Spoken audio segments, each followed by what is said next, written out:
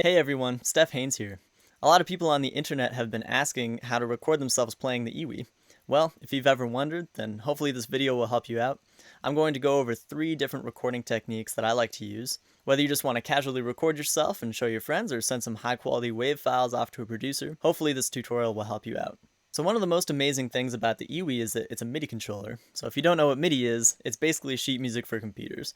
When you're playing a MIDI controller, you're basically writing lines upon lines of code that's telling the computer about the music that you're playing. This is cool because just like sheet music or computer code, you can go in and you can edit it after you've written it. That means you can fix any wrong notes or transpose things into a new key.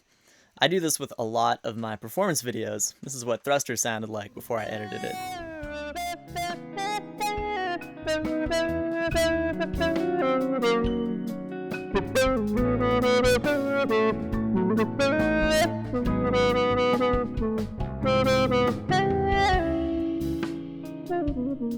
So all DAWs will have the ability to record MIDI, and on most of these DAWs it's easier than recording audio.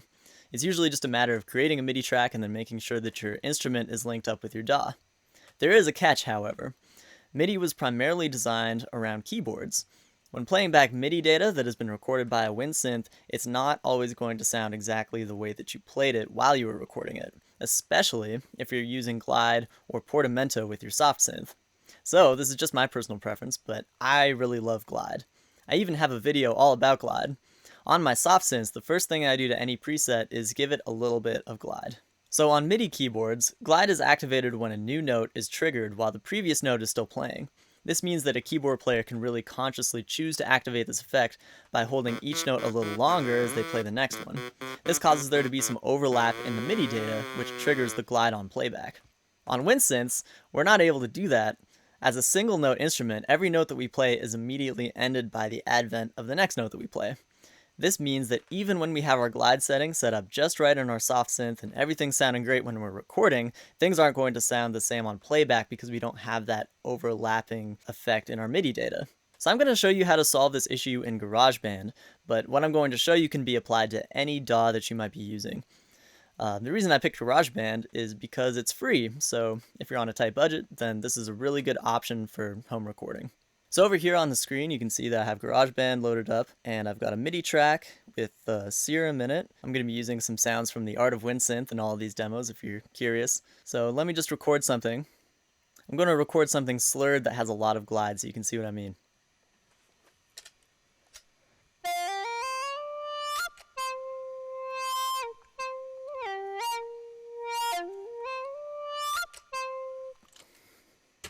Cool. So you all heard what that sounded like. Now here's what it sounds like on playback.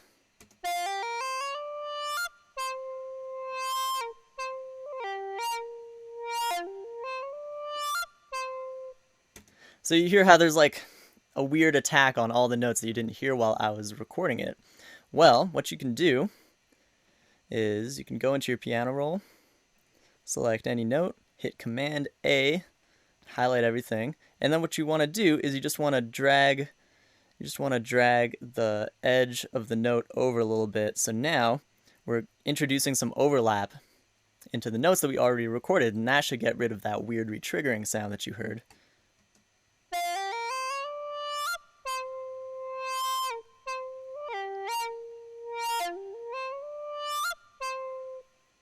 And even though the MIDI notes are a little bit longer now, you're not hearing me hold out that top note any longer because the length of that is actually determined by my breath data. This brings me to another really important thing to keep in mind when it comes to editing MIDI in any of these programs. So this piano roll, this is for editing the notes, not the rhythms. So on the piano roll, you can change your notes, you can move everything up and down, see what that sounds like.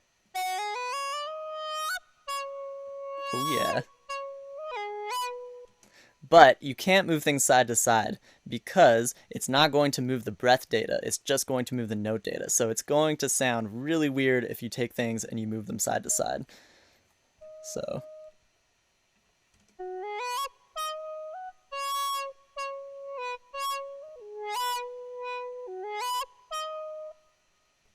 So if you want to do that, then you have to do that, and this goes for every DAW. You have to do that over here. So maybe I can just make a little cut here, move this over, And yeah, then that should work.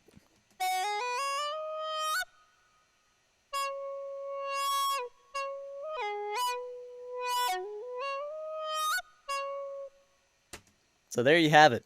Now real quick, while we're still talking about recording MIDI, I'm going to show you the Ableton specific trick. Ableton has this really cool MIDI effect called note length, and you can use it to artificially make all of your notes longer.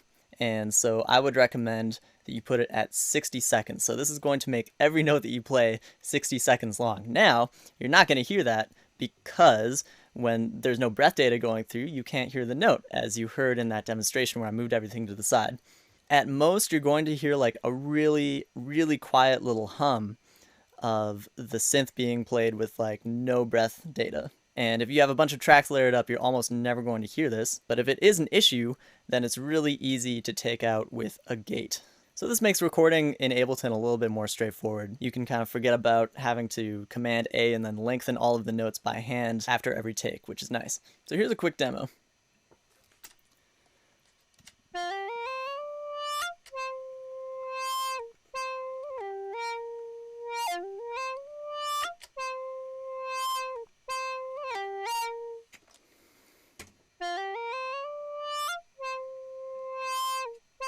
So, sounds great. Here's what it would sound like if I took the note length effect off.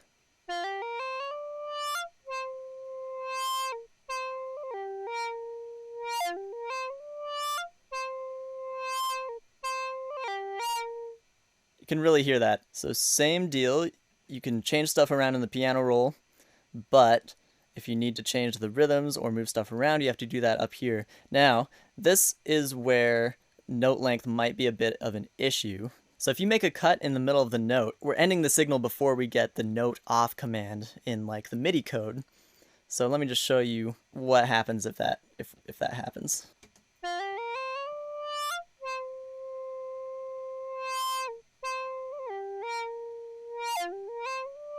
You heard how that note carried over, so you have to be a little bit careful about where you make your edits when you have the note length thing. So if I make an edit here, and I just move this over, this should be fine because at the end of this note, we have the note off command in the MIDI data.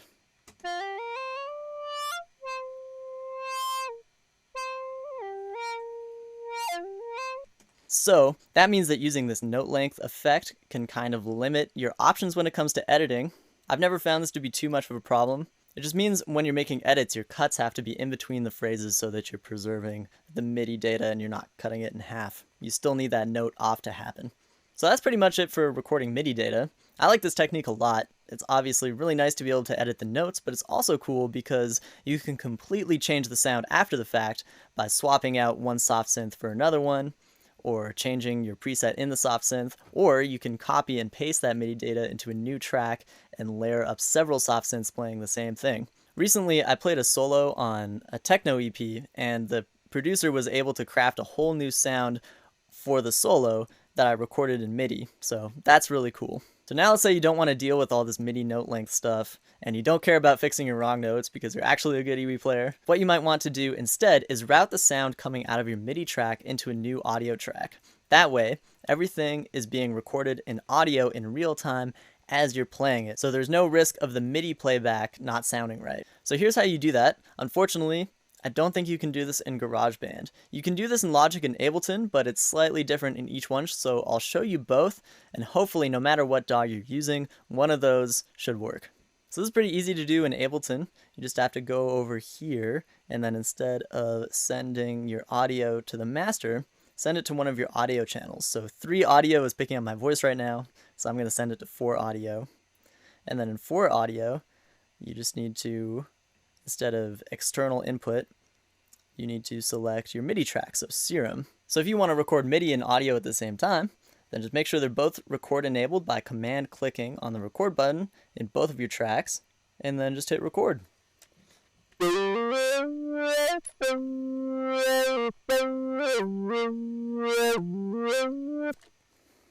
Now here's how you can do it in Logic. This is a little bit more complicated. What you need to do is create a send in your MIDI track. So bus 1 doesn't really matter. Make sure your gain is at 0 by option clicking the little volume dial next to it. And then in your audio, instead of getting audio from input 1, just select the same bus that you're sending the audio to in your MIDI track. And make sure they're both record enabled, and then go ahead and record.